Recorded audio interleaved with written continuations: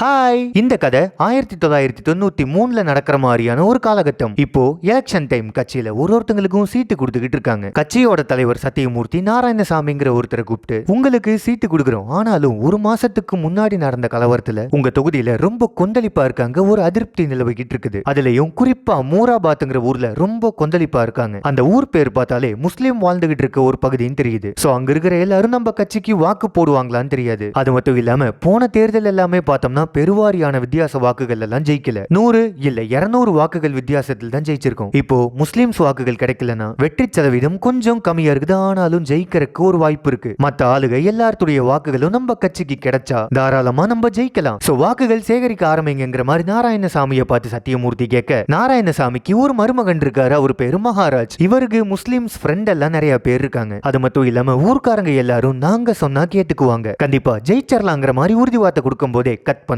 மூரார்பாத் ஒற்றுமையா இருக்கிற ஊரை பிடிச்சு பயங்கரமா கலவரம் நடக்குது. நைட் டைம்ல கலவரம் முத்தி போக ஹிந்துஸ் முஸ்லிம்ஸ்னு ரெண்டு பேரையும் தனித்தனியா பிரிச்சு ஹிந்து ஆண்கள் எல்லாத்தையும் ஒரு இடத்துல போலீஸ் அடைச்சு வைக்கிறாங்க. அதே மாதிரி முஸ்லீம் ஆண்கள் எல்லாத்தையும் இன்னொரு இடத்துல போலீஸ் அடைச்சு வைக்கிறாங்க. சொல்ல போனா இது அரெஸ்ட் பண்ணி வைக்கிறதுக்கு சமமானது. நைட்டு காத்துக்குள்ள போக திருவுங்கிற நம்ம ஹீரோ ஃப்ரெண்ட்ஸோட ஒரு ஓரமா பால் அடைஞ்ச வீட்டுல இருக்காரு. அப்போ மைக்கேல்ங்கிற ஒருத்தர் திருவ வந்து பார்த்து நீ பண்ணின காரியம் பெரிய ஒரு பிரச்சனையவே உண்டாக்கிருச்சு, ஊருக்குள்ள இருக்கிற ஆண்கள் எல்லாத்தையுமே போலீஸ் லாக்அப்ல வச்சிருக்காங்க, ஊர்ல லேடிஸ் மட்டும் தான் இருக்காங்க, பயங்கரமா பிரச்சனை போய்கிட்டு இருக்கு, ஊருக்குள்ள 4 நாள் ஊரடங்கும் போட்டிருக்காங்க, ரொம்ப பெரிய பிரச்சனை பண்ணி திட்டிக்கிட்டு இருக்காரு. ஊர்ல யாருமே இல்லனா அம்மா தங்கச்சி எல்லாம் எப்படி இருக்காங்கன்னு திரு விசாரிக்க திருவோட வீட்டை கொளுத்திட்டாங்கன்னு தெரியவர திரு பயங்கரமா டென்ஷன் ஆகுறாரு. அப்போ மைக்கேல் திட்டி உட்கார வச்சு நீ இப்போ ஊருக்குள்ள போனேன்னா பயங்கரமா பிரச்சனை ஆகும், 144 முடிஞ்சு எல்லாத்தையும் பாத்துக்கலாம், அமைதியா இருந்து சொல்லிக்கிட்டு இருக்க வெளியில இருந்து கிரிக்கெட் டீம் பசங்க எல்லாரும் திருவ தேடிக்கிட்டு ஓடியாராங்க. உள்ளுக்குள்ள வந்து பார்க்க திருவ அங்க காணோம், ஏன்னா எல்லாரும் எஸ்கேப் ஆயிட்டாங்க. மைக்கேல் அண்ணன் இன்னொரு தகவல் சொல்றாரு, சாம்சு ஹாஸ்பிட்டல்ல பயங்கர சீரியஸா இருக்கு, அவனுக்கு எதுவும் ஆகக்கூடாது, இன்கேஸ் சாம்சுக்கு ஏதாச்சும் ஆச்சுன்னா ரொம்ப பிரச்சனை ஆயிரும், அவனுக்கு ட்ரீட்மெண்ட் முடியற வரைக்கும் ரொம்ப சேஃப்டியா இருக்கணும்னு சொல்லிக்கிட்டு இருக்க. இருக்கிற கலவரத்தெல்லாம் வச்சு பார்க்கும்போது திருவ அரெஸ்ட் பண்றது மட்டும் தான் ஒரே ஒரு வழி, ஏன்னா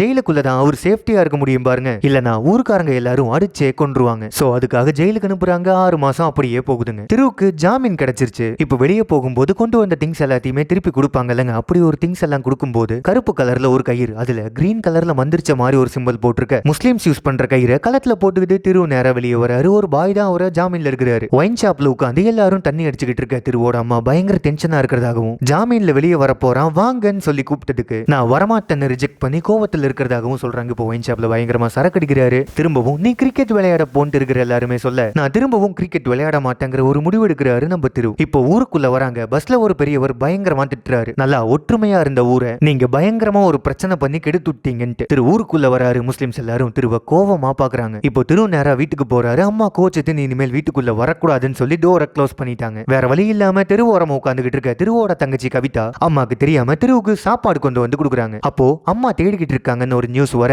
கவிதா எந்திரிச்சு போயிட்டாங்க. ஊருக்கு ஓரமா பெஞ்சிலேயே தூங்கிடலான்ட்டு யோசிச்சுக்கிட்டு இருக்க கதிர்வேலுன்னு ஒருத்தர் வந்து ஊருக்குள்ள இத்தனை பகையை வச்சுக்கிட்டு இங்க தூங்குனா என்ன ஆகுறது, எங்க வீட்டுக்கு வான்னு கூட்டிட்டு போய் சாப்பாடும் போடுறாரு. அந்த பக்கம் அம்மாவும் ஃபீல் பண்ணிக்கிட்டு தான் இருக்காங்க. ஊருக்குள்ள இருக்க கோயிலுக்கு பூசாரி ஒருத்தர் இருக்காரு, அவர் பேரு சாமிக்கண்ணு. திருவோட அம்மா நேரா வந்து கோயில்ல வேண்டிக்கிட்டு இருக்காங்க. சாமிக்கண்ணு என்ன சொல்றாருன்னா உன் பையன் நல்லபடியா திருந்தி வாழ்வாங்கிற மாதிரி சொல்றாரு. நான் ஒன்னும் என் பையனுக்கு ப்ரே பண்ண வரல, என் பொண்ணுக்காக ப்ரே பண்ண வந்தேன்னு உறுத்தி போடுறாங்க. அட உன்னை பத்தி எனக்கு தெரியாதா, உன் பையன் நல்லபடியா திருந்தி இந்த ஊருக்கே பெருமை சேர்ப்பான் பாருன்னு சாமி மேல சத்தியம் பண்றாரு. இந்த பக்கம் ஹீரோக்கு ஒரு லவ்வர் இருக்காங்க, அவங்க பேரு நந்தினி. திரு நேரா நந்தினியை போய் பாக்குறாரு. ஜெயிலுக்கு போயிட்டு வந்த உன்னை எப்படி லவ் பண்ண முடியுங்கிற மாதிரி பயங்கரமா திட்டி அனுப்புறாங்க. ஆனாலும் அவங்க மனசுக்குள்ள ஒரு லவ் இருக்கு. இப்போ திரு அங்கேயும் இங்கேயும் வராரு. அப்படியே ஒரு சாங்.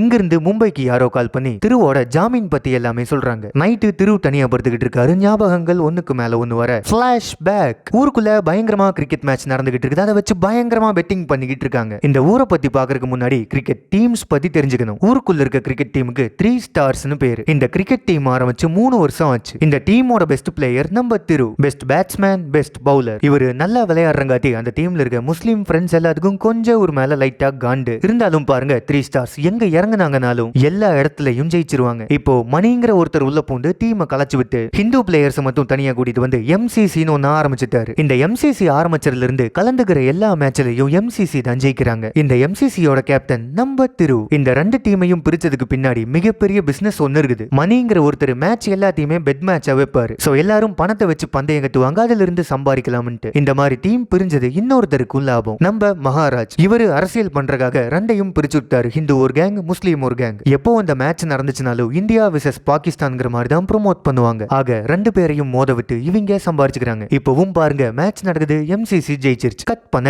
பாம்பே. சாம்சுடின்ங்கிற இன்னொரு ஹீரோவை காட்டுறாங்க. அவர் ஒரு சிண்டிகேட்ல இருக்காரு ஒரு மீட்டிங்ல. இந்த சிண்டிகேட் ஃபிக்ஸ் பண்றது தான் ரேட்டுங்கிற மாதிரி சாம்சுடின் பேசிக்கிட்டு இருக்க எதிர் தரப்புல இருக்கிற சில பேர் ஒத்துக்க மாட்டேங்கிறாங்க. அது கொஞ்சம் வாய் வாக்குவாதமாகுது. மொய்தீன் பாயை கூப்பிடுங்கிற மாதிரி பேச இந்த மாதிரி சின்ன பிரச்சனைக்கெல்லாம் மொய்தீன் வரமாட்டாரு. நாங்க சொல்றதுதான் ரேட்டுங்கிற மாதிரி சாம்சுடின் பேசிக்கிட்டு போறாரு. அப்போ பாருங்க சாம்சுடினை அடிச்சுட்டாங்க. அப்போ பாருங்க ஆள் மேல கை வச்சா சும்மா இருப்பாரா? மொய்தீன் என்ட்ரி சும்மா வேற லெவல்ல வந்து இறங்கி என்ட்ரியை கொடுத்து இவரோட ஆளை விட்டு எதிர் தரப்புல அடிக்க சொல்றாங்க. அவரு ஒரு கட்டத்துல விழுகிறாரு. நம்ம ஆளு களத்துல இறங்குறாரு. பங்கமான ஒரு ஃபைட்டை போட்டு சலீம்ங்கிற ஒரு பிசினஸ் மேனை பார்த்து பேசுறாரு. ஆக்சுவலா அவங்க எல்லாம் ரேட்டை ஓவரா விட்டுக்கிட்டு இருப்பாங்க. பொருட்களை மொய்தீன் கரெக்டான ரேட்டுக்கு விற்க சொல்றாரு. அது மட்டும் இல்லாம சாம்சுடின் வேற யாரும் இல்ல, மொய்தீன் பாயோட சொந்த பையன். அந்த பையன் மூஞ்சில லைட்டா கீரல் போட்டாங்க. சோ யாருன்னு பார்த்து கையவே உடைச்சறாரு. மொய்தீன் பாய் யாரும் இல்ல, தமிழ்நாட்டில இருந்து ரொம்ப வருஷத்துக்கு முன்னாடி பாம்பே வந்து செட்டில் ஆகி டெக்ஸ்டைல்ல மிகப்பெரிய பிசினஸ் மேன். இவருக்கு பிசினஸா 1000 எதிரிகள் இருக்காங்க. இவரை வீழ்த்தவே முடியாத ஒரு இடத்துல இருக்காரு. இவருடைய வீக்னஸ் ஃபேமிலி, குறிப்பா பையன். இவரோட பையனா இவருக்கு உயிர். அந்த பையனுக்கு கிரிக்கெட்ல சாதிக்கணும்னு ஒரு ஆசை. சாம்சுடின் செம்மையா விளையாடுவாரு. சோ அவருக்கு ஒரு குருநாதர் இருக்காரு. கிரிக்கெட் அசோசியேஷன்ல பேசி ராஞ்சியில விளையாட வைக்கிறதுக்கான ஏற்பாடுகள் எல்லாமே இவருடைய குரு பண்றாரு. அங்கேயும் சில பல பாலிடிக்ஸ் எல்லாம் இருக்குது. ஆனா அதையும் மீறி ஜாயின் பண்றதுக்கான ஏற்பாடுகள் எல்லாம் பண்ணிக்கிட்டு இருக்காங்க. இப்போ மொய்தீன் பாய் என்ன பண்றாரு? வீட்டுல யாருமே இல்லாதப்ப தனியா பையனோட பேட்டு பால் எல்லாம் எடுத்து கிரிக்கெட் விளையாடுற மாதிரி பண்றாரு. எல்லாரும் பார்த்துட்டாங்க. ஒரே அவமானமா போயிருச்சு. நைஸா வெக்கப்பட்டுக்கிட்டே வெளியே போயிடுறாரு. இப்போ வீட்டுல எல்லாரும் சாப்பிட்டுக்கிட்டு இருக்கும்போது நம்ம சாம்சுடினுக்கு ஒரு வரன் வந்திருக்குதுங்களாமா. சாம்சுடினுக்கு கல்யாணம் பண்ணி வைக்கலாம்னு பேசிக்கிட்டு இருக்க, ஏன் அவன் சின்ன பையன்பா, அவனுக்கு இப்பெல்லாம் மேரேஜ் எதுக்குங்கிற மாதிரி மொய்தீன் சொல்றாரு. ஜி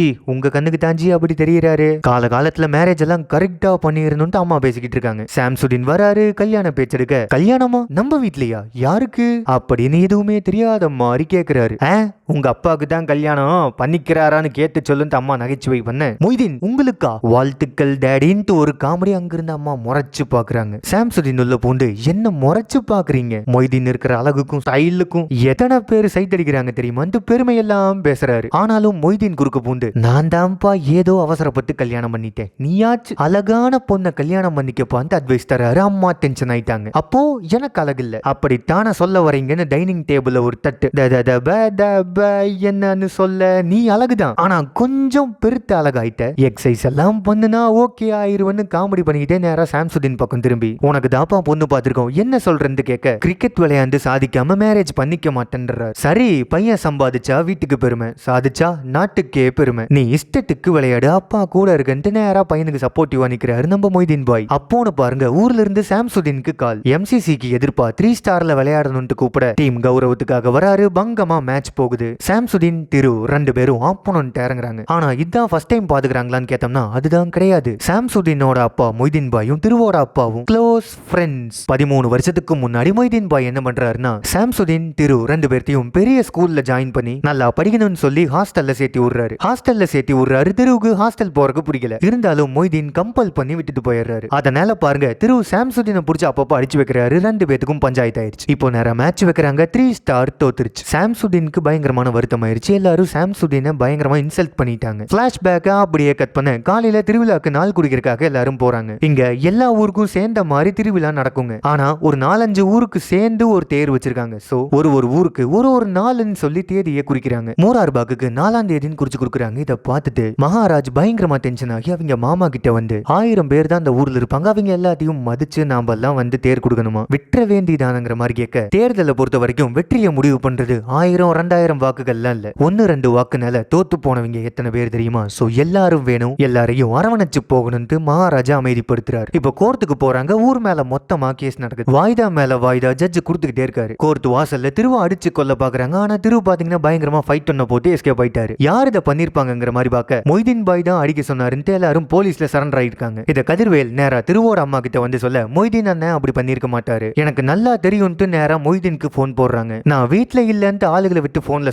சொல்லிட்டு போனை வாண்டடா கட் பண்றாரு மொய்தீன். சின்னதா ஒரு பிளாஷ்பேக். திருவோட அம்மா குடும்ப சூழ்நிலை காரணமாக நகை எல்லாத்தையும் அடமானம் வச்சிருக்காங்க. மொய்தீன் பணம் கொடுத்து அந்த நகை எல்லாத்தையுமே மீட்க சொல்லிட்டு நேரா அவங்க ஊர்லயே ஒரு வீடை கட்டி கொடுத்து திரு அண்ட் ஃபேமிலியை தங்க வச்சுட்டு வராரு. ஒரு நாள் திருவோட அப்பா இறக்குறாரு. ஹிந்து வழக்கப்படி மோலங்கொட்டி ஒப்பாரி வச்செல்லாம் அழுகுவாங்க. ஆனா முஸ்லீம் ஏரியால மொய்தீன் வீடு கட்டி கொடுத்து தங்க வச்சிருக்க இருக்கிற முஸ்லீம் எல்லாரும், எங்க ஏரியால இந்த மாதிரி சத்தம் போட்டு அழுக கூடாது, எங்க வழக்கப்படி அமைதியா சடங்கு பண்ணுங்கன்னு சொல்ல இருக்கிற எல்லாரும் பழைய வீட்டுக்கே சடல சடலத்தை எடுத்துட்டு போய் அங்க வச்சு கடைசி சடங்கு பண்ணலாங்கிற மாதிரி பாத்துக்கிட்டு இருக்க மொய்தீன் அண்ணா வர வரைக்கும் நான் இங்கிருந்து பாடியை நிறுத்த மாட்டேன்னு சொல்லிடுறாங்க திருவோட அம்மா. மொய்தீன் வராரு. இங்க ஹிந்து ரிச்சுவல்ஸ் படிதான் சடங்கு நடக்கும், விருப்பப்படுறவங்க எங்க இருங்க, இல்லன்னா வெளியே போயிருங்கன்னு சொல்லி ஹிந்து ரிச்சுவல்ஸ் எல்லாமே பண்ணி அடக்கமும் பண்றாங்க. அப்போ ஒரு வார்த்தை பாம்பே கிளம்புறதுக்கு முன்னாடி சொல்லிக்கிட்டு போறாரு. திருவும் கவிதாவும் என்னோட பசங்க, ஏதாச்சும் ஹெல்ப்னா எனக்கு கால் பண்ணு, நான் எல்லாரையும் பாத்துக்கிறேன்னு தங்க போறாரு. ஆனா இன்னைக்கு பாருங்க போனை வாண்டடா கட் பண்றாரு. திரு நேரா வீட்டுக்கு வராரு. சண்டைக்கெல்லாம் நான் இனிமேல் போக மாட்டேன்னு சத்தியம் பண்ணி கொடுக்க அம்மா வீட்டுல சேர்த்துக்கிறாங்க. காலையில நம்ம பூசாரி சாமிக்கன் இருப்பாரு இல்லங்க, அவரு நேரம் நம்ம திருவை கூப்பிட்டு வெளியூர்ல இருக்கிற என் பையனுக்கு லெட்டர் எழுதணும்னு சொல்லி ஒரு வேண்டுதல் இருக்குது ஊர் திருவிழாக்கு, ஊருக்கு வாங்கன்னு சொல்லி லெட்டர் எழுத சொல்ல எல்லாரும் கலாய்க்கிறாங்க.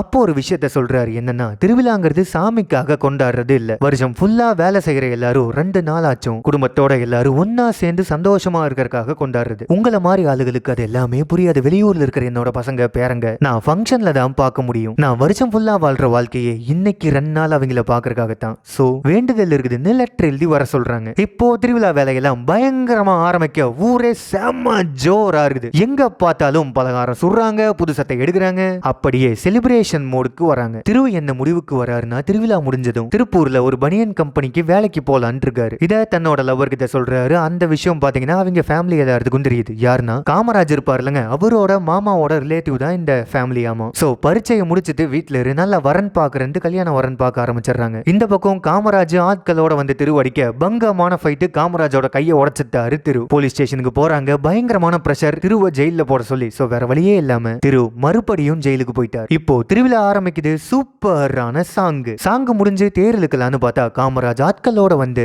எங்க ஊர் தேர் இது உங்களுக்கு கிடையாதுங்கிற மாதிரி சொல்லி தேர் இழுத்துட்டு போக நிக்கிறாரு. எல்லார்த்தையும் கேட்டுட்டான தேர் இழுத்தோம், இந்த ஒரு வருஷம் எங்களை தேர் இழுக்க விடுங்க, அடுத்த வருஷம் நாங்களே ஒரு தேர் வாங்கிக்கிறோம்னு கதிர்வேலு கேட்க, தேர் வட வாங்குறக்கே இல்ல பிரச்சனை இல்ல, இதுல தேர் வாங்க போறீங்களான்னு கதிர்வேலை எத்தி மிதிச்சு தேரை இழுத்துட்டு போயிட்டாரு. சாமிக்கண்ணோட பையன் பேரன் எல்லாருமே பாத்தீங்கன்னா ஊருக்கு கிளம்புறாங்க, ஏன்னா வேலை இருக்குதுன்னு சொல்லி. நைட்டு ஃபுல்லா வருத்தத்தோட கதிர்வேல் இருக்க காலையில சாமிக்கண்ணு இறந்துட்டாரு. டெட் பாடிக்கு மாலை போடுறதுக்காக திருவோட அம்மா வராங்க. ஊர்க்காரங்க எல்லாருமே, குறிப்பா சாமிக்கண்ணோட சொந்தக்காரங்க எல்லாருமே திருதான் இந்த பிரச்சனைக்கு எல்லாத்துக்குமே காரணம். கொஞ்ச நாளைக்கு முன்னாடி திரு பிரச்சனை பண்ணாம இருந்திருந்தாருன்னா ஊருக்குள்ள எல்லாமே நல்லபடியா நடந்திருக்கும். ஆனா பிரச்சனை பண்ணங்காட்டி தான் எல்லாமே இப்படி ஆச்சுங்கிற மாதிரி பேசிக்கிட்டு இருக்க நேரா கதிர்வேலு சப்போர்ட்டுக்கு வராரு. ஊர்க்காரங்க கதிர்வேலுக்கும் ஆப்போசிட்டா பேசுறாங்க. ஜெயில இருந்து வந்தவரை வெளியே அனுப்பாம நீங்க தங்க வச்சீங்க, சோ தேரை இழுத்துட்டு போனாங்க, பிரச்சனையாச்சு, சாமிக்கண்ணு இறந்துட்டாரு, எல்லாத்துக்கும் நீங்களும் தான் காரணங்கிற மாதிரி நேரம் நம்ம கதிர்வேல பேச எதுவுமே அவர்னால பேச முடியல. திரு ஜெயில இருந்து வராரு. ஊர்க்காரங்க எல்லாம் அடிக்கிறாங்க. அம்மா நேரா போய் திருவ அடிச்சு இனிமேல் ஊருக்குள்ள வரக்கூடாதுன்னு சொல்லி அனுப்ப இந்த நியூஸ் பாம்பேல இருக்கிற மொய்தீன் பாய்க்கு போகுது. அவரு தொழுதுகிட்டு இருக்காரு. இங்க சாமியோட திருவிழா நிக்குது. இனிமேல் என்னாக போகுங்கிற மாதிரி பார்க்க இன்டர்வல் அப்படியே செகண்ட் ஹாஃப்ல போறதுக்கு கொஞ்சம் முன்னாடி. இப்பதான் நம்ம வீடியோவை ஃபர்ஸ்ட் டைம் பாக்குறீங்கன்னா February 30ங்கிற நம்ம சேனலை சப்ஸ்கிரைப் பண்ணி பக்கத்துல இருக்க பெல் ஐகான் அழுத்தினீங்கன்னா நிறைய காட்டுங்க. அதுல ஆளுங்கிற பட்டன் அழுத்தினீங்கன்னா தான் நம்ம படப்படன்னு போடுற வீடியோவை நீங்க கடன்னு பார்க்க முடியும். சோ தவறாம பண்ணிக்கங்க. இப்போ நேரா செகண்ட் ஹாஃப்குள்ள போனா ஸ்டார்டிங்ல திரு பஸ்ல மைக்கேல் வீட்டுக்கு போய் பயங்கரமா ஃபீல் பண்ணிக்கிட்டு இருக்காரு. ஆக்சுவலா மைக்கேல் நேரா இங்க வர சொல்லி இருப்பாரு. ஆனா அம்மாவை பார்க்கலான்ட்டு ஊருக்கு போயிருக்காரு. அவங்க அவமானப்படுத்தி அனுப்பிட்டாங்க. இப்போ அழுது பயங்கரமா ஃபீல் பண்ணிக்கிட்டு இருக்காரு. திரு ரிலீஸ் ஆன விஷயம் நேரா மொய்தீன் பாய்க்கு போயிருச்சு. ஊர்ல நடந்த தேர் பிரச்சனை எல்லாமே மைக்கேலுக்கு தெரிய வருது. சோ ஊருக்காரங்க உன்னை ஏத்துக்கணுமா, நீயே ஒரு தேர் வாங்க ஏற்பாடு பண்ணு, கிரிக்கெட் மேட்ச் வைக்கிறதுனா மட்டும் எத்தனை வாட்டி போய் யாருக்கு இதெல்லாம் கெஞ்சி கூத்தாடி டொனேஷன் வாங்குவீங்கல்ல, அதே மாதிரி தேர் ஒன்னு வாங்க போறோம், எல்லாருக்கிட்டையும் டொனேஷன் கேளுங்கன்னு சொல்லி அனுப்புறாரு. எல்லாரும் டொனேஷனுக்கும் போறாங்க. ஒரு தங்க மதிக்கல. அதுல கதிர்வேல் தான் பயங்கரமான ஹைலைட். ஏன்டா சரக்கடிக்கு காசு இல்லாம இப்படி எல்லாம் சுத்திக்கிட்டு இருக்கீங்களாடா, ஓடி போயிருந்து அனுப்பி விட்டாரு. கதிர்வேல் கையில ஊர் பொது காசு கொஞ்சம் இருக்கும், அந்த காசை கொடுங்க தேர் வாங்க ஏற்பாடு பண்றங்கிற மாதிரி சொல்ல பிச்சு புடுவன்னு சொல்லி மிரட்டி அனுப்பிட்டாரு. இப்போ நைட்டு சரக்கடிச்சு எல்லாரும் பயங்கரமா ஃபீல் பண்ணிக்கிட்டு இருக்க மைக்கேல் ஒரு யோசனை சொல்றாரு. நீ மட்டும் மேட்ச் விளையாண்டா நீயும் டெவலப் ஆகுவ, பணமும் சம்பாதிப்ப, தேர் வாங்கிடலான்ட்டு சொல்றாரு. 6 மாசத்துக்கு முன்னாடி நடந்த மேட்ச்ல ஒரு பயங்கரமான பிரச்சனை ஆயிருக்கும். சொல்ல போனா அதனாலதான் இந்த பிரச்சனை எல்லாமேங்க. சோ அன்னையில இருந்து மேட்ச் விளையாட மாட்டேன்னு முடிவு எடுத்திருக்காரு. சோ 6 மாசத்துக்கு முன்னாடி என்ன ஆச்சு, பிளாஷ்பேக். அந்த மேட்ச்ல தோத்து போயிட்டோங்கிற கவலை சாம்சுதீனுக்கு பயங்கரமா இருக்குது. இப்போ எம்சிசியை ஜெயிக்காம நான் பாம்பே போக மாட்டேன், அவங்கள ஜெயிச்சுட்டு நான் பாம்பே போவன்னு வைராக்கியமா இருக்காரு. ஒரு பிளானும் பண்றாரு. சம்மர்ல வைக்க இருக்கிற டோர்னமெண்ட்டை இப்பவே வைங்க, சந்தனக்கூடு ஃபெஸ்டிவல் அப்போ வைங்க, அப்போ அடிச்சு ஜெயிச்சு பாம்பேக்கு போறேன்னு சொல்ல எல்லாரும் ஏற்பாடு பண்றாங்க. அங்க பாம்பேல மொய்தீன் பாய்க்கு ஒரு போன் கால். ராஞ்சி டிராபிக்கு சாம்சுதீன் செலக்ட் ஆயிருக்காருன்னு நேரா நம்ம மொய்தீன் பாய்க்கு தெரிவிக்கிறாங்க. செம்ம ஹாப்பி. இப்போ மொய்தீன் சாம்சுதீனுக்கு கால் பண்றாரு. ஆனா சாம்சுதீன் கொஞ்சம் சோகமாட்டம் பேசுறாரு. இருந்தாலும் பாருங்க, அந்த டோர்னமெண்ட் பாக்குறதுக்கு மொய்தீன் நேரா அந்த ஊருக்கு போறாரு. சோ 2 பேரும் வரும்போது ஒட்டுக்கா வரலான்னு பிளான் பண்றாங்க. இப்போ ஊர்ல பாத்தீங்கன்னா ஒரு முஸ்லீம் ஃபெஸ்டிவல், மொய்தீனுக்கு செம்ம மரியாதை கொடுக்குறாங்க. ஊரே பாத்தீங்கன்னா மதப்பிரிவு இல்லாம எல்லாரும் ஒட்டுக்கா சேர்ந்து கொண்டாடுறாங்க. அந்த நேரத்துல கூட கூட அம்மா கூட நம்ம தெருவுல மொய்தீன் நேரா திரு எங்க இருக்காருன்னு தேடிக்கிட்டு இருக்காரு. பர்பஸா அவாய்ட் பண்ணிக்கிட்டே ஃப்ரெண்ட்ஸ் கூட திரு தனியா இருக்காரு. இப்போ காலையில டோர்னமெண்ட் 3 ஸ்டார்ஸ் விசஸ் MCC யார் ஜெயிக்க போறாங்கங்கிற பதட்டம் ஊர் ஃபுல்லா செம்மையா பரவி இருக்கு. இப்போ பாருங்க பெட்டிங் எல்லாம் பயங்கரமா பிச்சுக்கிச்சு. மணி தன்னோட எக்கச்சக்கமான பணத்தை MCC மேல பெட் பண்றாரு. ஆக்சுவலா இந்த மேட்சை பாத்தீங்கன்னா இந்தியா பாகிஸ்தான் மேட்ச் மாதிரி பயங்கரமா ப்ரோமோட் பண்ணி பேசிக்கிட்டு இருக்காங்க. கமெண்ட்ரோ நேரா இந்தியா விசஸ் பாகிஸ்தான்ங்கிற மாதிரி தான் மேட்சை கமெண்ட்ரி பண்ணிக்கிட்டு இருக்காரு. அந்த நேரத்துல மொய்தீன் பாய் ஊருக்குள்ள வராரு. இந்த கமெண்ட்ரியை கேட்டு கார்ல இருந்து வரும்போதே ஒரு மாதிரி டென்ஷன் ஆகுறாரு. ஓரமா பார்க்க குட்டி பசங்க எல்லாம் ஹிந்து ஒரு கேங்காகவும் முஸ்லீம் இன்னொரு கேங்காகவும் நீங்க ஒரு டீம் நாங்க ஒரு டீம்னு பிரிஞ்சு இருக்கிற மாதிரி டீம் பிரிச்சு விளையாண்டுகிட்டு இருக்காங்க. இதை மொய்தீன் பார்த்து நேரா சாமி கண்ணு கதிர்வேலை கூப்பிட்டு ஊர்ல எல்லாரும் ஒற்றுமையா தானே இருக்கீங்க, கமெண்ட்ரை கூப்பிட்டு பயங்கரமா மிரட்டி விட்டுறாரு. டாஸ் போடுறதுக்கு மொய்தீன் பாயை கூப்பிடுறாங்க. டீம் கேப்டன்ங்கிற முறையில நம்ம திரு வந்து நிக்கிறாரு. என்ன திரு அரியர் எல்லாம் கிளியர் பண்ணிட்டியான்னு மொய்தீன் கேட்க இதை கேட்கறக்கா அங்கிருந்து இங்க வந்தேங்கிற மாதிரி ஒரு லுக்கு விட்டுட்டு இல்லப்பான்ட்டு சொல்லிட்டு வெயிட் பண்றாரு. சீக்கிரம் கிளியர் பண்ணிட்டு பாம்பே வா அப்படின்னு டாஸ் போடுறாங்க. 3 ஸ்டார்ஸ் ஜெயிக்கிறாங்க. சோ பாம்பேல சம்திங் பிசினஸ் ஆர் வேலை அமைச்சு கொடுத்து திருவை செட்டில் பண்றதுக்கு ஏற்பாடு பண்ணிக்கிட்டு இருக்கிற விஷயம் நமக்கு தெரிய வருது. இப்பதான் மேட்ச மொய்தீன் பாய் பாக்குறாரு. பயங்கரமான ஷாக்கு. ஹிந்துஸ் எல்லாம் ஒரு டீமா முஸ்லீம் எல்லாம் இன்னொரு டீமா இருக்காங்க. ஏன் இப்படி எல்லாம் பிரிஞ்சிருக்காங்க? ஊர் பெரியவங்க நீங்க எல்லாம் கேட்க மாட்டீங்களான்ட்டு சாமி கண்ணு அப்புறம் கதிர்வேலு எல்லாத்தையுமே பார்த்து நம்ம மொய்தீன் கேட்க சின்ன பசங்க நாம சொன்னா எங்க கேக்குறாங்க, போக போக சரி பண்ணிடலாம்னு சொல்லி அனுப்புறாங்க. அது மட்டும் இல்லாம இதுக்கு முன்னாடி மொய்தீன் ஒரு ஸ்பீச் கொடுத்திருப்பாரு. என்னன்னாங்க, இந்த ஊரை பொறுத்த வரைக்கும் ஹிந்து முஸ்லிம்ஸ் அண்ணன் தம்பி மாதிரி யாரு வேணாலும் எந்த கட்சியில வேணாலும் நிக்கலாம். ஒரு டைம் ஹிந்து இன்னொரு டைம் முஸ்லீம். அவங்களை எதிர்த்து வேற யாரும் போட்டியும் போட மாட்டாங்க. அண்ணன் போஸ்ட்லயே ஜெயிச்சு வந்து ஆட்சி பண்ணுவாங்க. சொல்ல போனா இதுதான் இந்த ஊரோட வழக்கம். ஆனாலும் பாருங்க இப்ப எல்லாரும் பிரிஞ்சு மேட்ச் விளையாண்டுகிட்டு இருக்காங்க. இப்போ மேட்சுக்கு நடுவுல மொய்தீன் பாய்க்கு சின்னதா ஒர்க் இருக்கு. வெளியே எந்திரிச்சு போறாரு. அந்த கேப்ல மணி பாத்தீங்கன்னா ஆட்கள் எல்லாம் ரெடி பண்ணி வச்சிருக்காரு. MCC தோக்குற மாதிரி இருந்துச்சுன்னா பிரச்சனை பண்ணிடணும். ஏன்னா இவருடைய மொத்த காசையும் இறக்கிருக்காரு. அந்த பக்கம் மகாராஜா ஆட்களை செட் பண்ணி வச்சிருக்காரு. யாருக்குமே தெரியாம ஒரு பெரிய பிரச்சனை பண்ணணுங்கிறதுக்காக மேட்ச் பயங்கர வேகமா போகுது. 2 டீமும் ஆடுறாங்க. 2 பாலுக்கு 6 ரன் வேணும். திரு அடிச்சாருன்னா ஜெயிச்சிருவாங்க. சோ திரு 6 அடிக்கிறாரு. கேட்ச் பிடிச்சிட்டாங்க. MCC தோத்துருச்சு. ஆனா மணி வேணும்னே என்ன பண்றாருன்னா பவுண்டரி லைன் அழிச்சு விட்டு பவுண்டரிய கால முதிச்சு தான் 6ங்கிற மாதிரி பிரச்சனை பண்ண கலவரம் பயங்கரமாகுது. மணியோட ஆட்கள் உள்ள வராங்க. கை கலப்பாகுது. உள்ளுக்குள்ள மகாராஜா ஆட்களை முஸ்லீம் மாதிரி குல்லா போட்டு அனுப்புறாரு. சோ கலவரம் பயங்கரமா பெருசாக மைக்ல சவுண்ட கேட்டுட்டு ஊர்க்காரங்க எல்லாம் வராங்க. ஊர் ஃபுல்லா கலவரம். இந்த கேப்ல திருவுக்கும் சாம்சுதீனுக்கும் ஃபைட். ஸ்டம்ப் எடுத்து சாம்சுதீன் கையில திரு அடிக்க கை பயங்கரமா உடைஞ்சு ரத்தம் வருது. அது மட்டும் இல்லாம கம்பி வேலி போடுவாங்க பாத்தீங்களா, அந்த கம்பி அது நேரா நம்ம சாம்சுதீனோட கையை சுத்தி இருக்கு. இத பார்த்த மகாராஜ் திரு சாம்சுதீன் கையை உடைச்சுதான் ஊருக்குள்ள சொல்ல பயங்கரமா பத்திக்கு தெரியுது. 2 தரப்புக்கும் சண்டையாகுது. திரு நேரா ஓடி போய் அப்ஸ்காண்ட் ஆகுறாரு. சாம்சுதீனை மகாராஜ் ஹாஸ்பிட்டலுக்கு தூக்கிட்டு போறாரு. மொய்தீன் பாய் வராரு. கையில நரம்பு கட்டாயிருச்சு. லோக்கல் ஹாஸ்பிட்டல்ல ஃபெசிலிட்டிஸ் இல்ல. 3 மணி நேரத்துல நீங்க டவுன் ஹாஸ்பிட்டல் கூட்டிட்டு போனா தான் கை செயல்பாட்டுக்கு வரும்னு சொல்ல நேரா ஹாஸ்பிட்டல் தூக்கிட்டு போறாங்க. ஆனா கையை ஒண்ணு சேர்க்க முடியல. கையை வெட்டி எடுத்தா தான் சாம்சுதீன் உயிரையே காப்பாற்ற முடியும். ஊருக்குள்ள என்ன பண்றாருன்னா மகாராஜ் ஆட்கள் அனுப்பி பயங்கரமா கலவரம் பண்ண இதுதான் ஃபர்ஸ்ட் சீன். திரு ஓரமா ஒளிஞ்சிருக்காரு. ஊர்க்காரங்க எல்லாத்தையும் போலீஸ் அரெஸ்ட் பண்ணிட்டாங்க. தப்பு நம்ம மேலதான் இருக்குது. மொய்தீன் பாய் கிட்ட போய் நீங்க பேசுங்கன்ட்டு கதிர்வேல் திருவோட அம்மாவை அனுப்பி வைக்கிறாரு. திருவோட அம்மா மொய்தீன் பாய் கிட்ட வந்து என் பையன் கையை வேணாலும் வெட்டிக்கங்க உயிரோட விட்டுருங்கன்னு கெஞ்சி அழுகுறாங்க. ஆனாலும் பாருங்க எதுவுமே பதில் சொல்லாம வீட்டுக்குள்ள போய் கதவை சாத்திக்கிட்டாரு மொய்தீன் பாய். காலையில பாத்தீங்கன்னா பஞ்சாயத்து. இது இந்த ஊரோட பஞ்சாயத்து. ஹிந்து முஸ்லீம் ரியாட்டுன்னு சொல்லிட்டு கலெக்டர் வந்து பேசுறாரு. ஆனா பாருங்க ஹிந்துக்காரங்களுக்கு சப்போர்ட்டா மகாராஜோட மாமா வந்து பேசுறாரு. அவர் கட்சிக்காரர். கேப்ல முஸ்லீம் எல்லாத்தையுமே பார்த்து வெளியிலிருந்து வந்தவங்கிற மாதிரி சொல்ல 47ல சுதந்திரம் கிடைச்சது. ஹிந்துஸ்க்கு ஒரு நாடு முஸ்லிம்ஸ்க்கு ஒரு நாடுன்னு வச்சாங்க. இந்த மண்ணை விட்டு நாங்க எங்கேயும் போக முடியாது. நாங்க இங்க இருக்கோம். நாங்கெல்லாம் இந்தியன் முஸ்லீம்னு மொய்தீன் பாய் பேசுறாரு. ஆனாலும் பாருங்க கலவரம் வரக்கூடாதுன்னு சமாதான பேச்சுவார்த்தையை முடிக்க பாக்குறாங்க. மொய்தீன் பாய் இருந்துகிட்டு இது என்னோட சொந்த பிரச்சனை. என் பையனுக்கு வாழ்க்கையே போச்சு. இந்த பிரச்சனையை கோர்ட்டுக்கு கொண்டு போங்க. கோர்ட் முடிவு பண்ணிக்குன்னு சொல்லி விட்டுறாரு. அப்புறம் என்னங்க ஊர்க்காரங்க எல்லாத்து மேலயும் கேஸ். Flashback over. திரு நேரா கிரிக்கெட் விளையாட போறாரு. பயங்கரமா காசை சம்பாரிச்சு கதிர்வேல் கிட்ட கொண்டு வந்து கொடுத்து தேர் செய்யறதுக்கு அட்வான்ஸையும் கொடுத்துறாங்க. தேர் ரெடி ஆகிக்கிட்டு இருக்குது. இப்போ தேர் வரக்கு முன்னாடியே திருவிழா டேட்டை பிக்ஸ் பண்ண சொல்றாரு திரு. கதிர்வேல் ஃபர்ஸ்ட் மாட்டேன்னு சொல்றாரு. ஆனாலும் பாருங்க ஒரு இலக்கு வச்சா தான் வேலை செய்ய முடியுங்கிற மாதிரி பஞ்செல்லாம் பேசி தேர் ஆர்டர் பண்ணி சொல்லி கொடுத்துட்டு திருவிழா டேட்டை பிக்ஸ் பண்றாங்க. இந்த கேப்ல சாம்சுதீன் சூசைட் பண்ண ட்ரை பண்றாரு. மொய்தீன் வந்து அவர் அடிச்சு அட்வைஸ் பண்ணி நம்பிக்கை கொடுத்து உட்கார வைக்கிறாரு. நாட்கள் போகுது. சாம்சுதீன் சோகமாகவே இருக்காரு. செஸ் விளையாடணும்னு சொல்லி கூப்பிட்டு உன்னை நீயே டைவர்ட் பண்ணிக்க. ஒன்னா நம்ம பிசினஸ் வந்து பாரு. இல்ல ஏதாச்சும் கிரிக்கெட்லயே அகாடமி மாதிரி ஆரம்பிச்சு நிறைய பேருக்கு சொல்லி கொடு. இப்படி ஏதாச்சும் பண்ணி உன்னை நீயே டைவர்ட் பண்ணிக்கங்கிற மாதிரி சொல்லிக்கிட்டு இருக்க. செஸ் கேம்ல ராணி தோத்தாங்கன்னா கூட சிப்பாய்களை வச்சே ஜெயிக்கலாம். அதே மாதிரிதான் வாழ்க்கையில ஏதாச்சும் நடந்துச்சுன்னா அல்லா மேல பாரத்தை போட்டு போயிட்டே இருந்து ஒரு அட்வைஸ் பண்றாரு. ஆனாலும் பாருங்க சாம்சுதீன் அம்மா கிட்ட வந்து திருவ கொன்னே ஆகணுங்கிற மாதிரி பேசிக்கிட்டு இருக்காரு. ஏன்னா இவர் கையை பார்க்கும் போதெல்லாம் திரு வெறும் ஞாபகம் தான் வந்துகிட்டு இருக்கு. திரு அண்ட் கேங் எல்லாம் ரெடி பண்ணிக்கிட்டு இருக்காங்க. தேருக்கு இன்னும் 1.5 லட்சம் ரூபாய் தேவை. முழு அமௌண்ட்டும் கட்டிக்கிட்டு எடுங்கன்னு தேர்க்காரங்க சொல்ல நம்ம ஆளுகள் என்ன பண்றாங்கன்னா உள்ளூர்ல இருந்து போனவங்க பெங்களூர் பாம்பேன்னு செட்டில் ஆயிருக்காங்க. அவங்க கிட்ட போய் ஏதாச்சும் கேட்கலாமாங்கிற மாதிரி கேட்க கதிர்வேலு பெங்களூர் போக சொல்றாரு, பாம்பே வேணாங்கிறாரு. ஆனா நம்ம ஆளுங்க நேரா பாம்பேக்கு மைக்கேல் வீட்டுக்கு போயிடுறாங்க. ஆக்சுவலா பாத்தீங்கன்னா மைக்கேல் அங்கதான் வேலை செஞ்சுக்கிட்டு இருப்பாரு. அங்க சம்பாரிச்ச பணத்துல தான் ஊர்ல இடமெல்லாம் வாங்கி போட்டிருக்காரு. பாம்பேல வெளியே தெரிஞ்சா திருவுக்கு பிரச்சனை ஆயிருன்னு சொல்லி திருவை வீட்லயே உட்கார வச்சுட்டு நேரா நம்ம மைக்கேலே போய் எல்லாத்துக்கிட்டையும் பணம் வசூல் பண்ணிக்கிட்டு இருக்காரு. இந்த கேப்ல மகாராஜ் என்ன பண்றாருன்னா சாம்சுதீனுக்கு கால் பண்ணி திருவை நாங்க கொலை பண்ண ட்ரை பண்ணோம். ஆனா திருவை காப்பாத்தினதே மொய்தீன் பாய் தாங்கிற மாதிரி சின்னதா ஒரு பிளாஷ்பேக் சொல்றாரு. திரு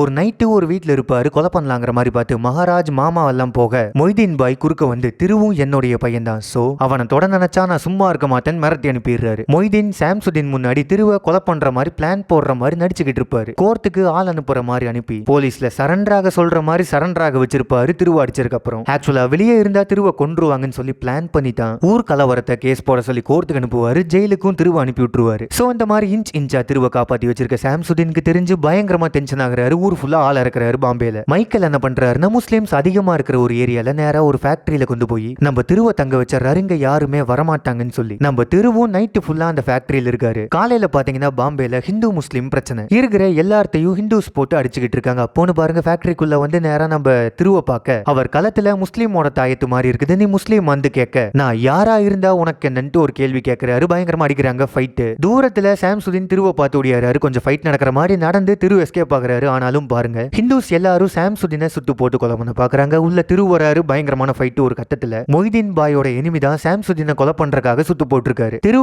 சாம்சுதீன் அடி வாங்கிக்கிட்டு இருக்க நேரம் மொய்தீன் வராரு. பயங்கரமான ஃபைட். நான் என் பசங்களை காப்பாத்தி கூட்டிட்டு போகிறதுக்காக வந்து உன்னை கொலை பண்றதுக்கு வரல, சோ இதுக்கு அப்புறமாச்சு ஈக்குவாலிட்டியா இருன்னு சொல்லிட்டு போயிடுறாரு. ஊர் பிரச்சனை தெரிய வருது. 1.5 லட்சம் ரூபாய் கொடுக்குறாரு. தேர் ஓகே ஆகுது. மகாராஜ் நைட்டு போய் அந்த தேரை கொளுத்தி விட்டு வந்துடுறாரு. இவங்களுக்கு தேர் கிடைக்க கூடாதுன்ட்டு. இந்த விஷயத்த நேரா தண்ணி அடிச்சுட்டு நைட்டு போய் மகாராஜ் தன்னுடைய மாமா கிட்ட சொல்றாரு. ஆக்சுவலா பாத்தீங்கன்னா என்னன்னா மகாராஜ் வீட்டோட மாப்பிள்ளை இவரோட மாமனார் தான் பாத்தீங்கன்னா அந்த கட்சியில சீட்டு வாங்கியிருக்கிறது. தேரை கூட்டிட்டு வந்தாருலங்க. சோ அப்ப என்ன பண்ணிருப்பாருன்னா அவர் மாமனாரு மகாராஜா கூப்பிட்டு பயங்கரமா சத்தம் போட்டிருப்பாரு. ஏன்னா அந்த ஊர்ல பாத்தீங்கன்னா முதல் மரியாதை ஊருக்கு தான் பண்ணிக்கிட்டு இருந்திருப்பாங்க. இப்போ மகாராஜ தேர் எழுதிட்டு போயிட்டாரு. அவங்களே ஒரு தேர் வாங்கிட்டாங்க. அந்த ஊர்ல கிடைச்சிக்கிட்டு வந்த முதல் மரியாதையும் போச்சு. இதையெல்லாம் சொல்லிட்டு இப்போ தேர் அடிச்சுட்டு வந்துட்டாரு. இப்போ இதெல்லாம் கேட்டுக்கிட்டு இருந்த மகாராஜோட ஒய்ஃப் பயங்கரமா சத்தம் போடுறாங்க. ஆக்சுவலா அவங்க பிரெக்னெண்டா இருக்காங்க. இதுக்கு முன்னாடி குழந்தை ஃபார்ம் ஆகி அபார்ட் ஆயிருச்சு. இந்த குழந்தை ஃபார்ம் ஆகும் போது நீ இப்படி ஒரு பாவம் பண்ணிட்டு வந்திருக்கேன்னு சொல்லி இவங்களே போலீஸ்ல புடிச்சு கொடுத்துட்டு வந்திருக்காங்க. அது மட்டும் இல்லாம மகாராஜ் பாத்தீங்கன்னா சாம்சுதீனுக்கு கை நரம்பு கட்டாயிருக்கும்லங்க. அது நம்ம திருவடிச்சு மட்டும் கத்தாகல.